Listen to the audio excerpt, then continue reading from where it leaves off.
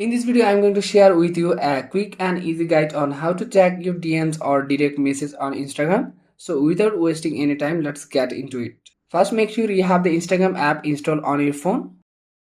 Open the app and make sure you are logged into your account. Once you are on the home screen of Instagram, look at the top right corner. You should see a little paper airplane icon.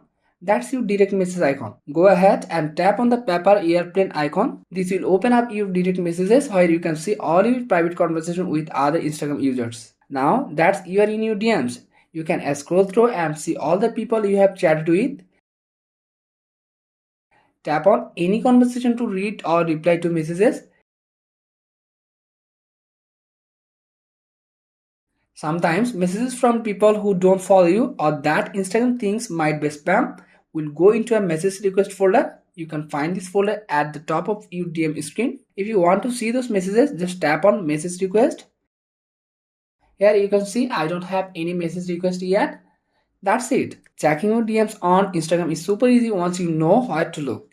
Thanks for watching. I'll see you in the next video.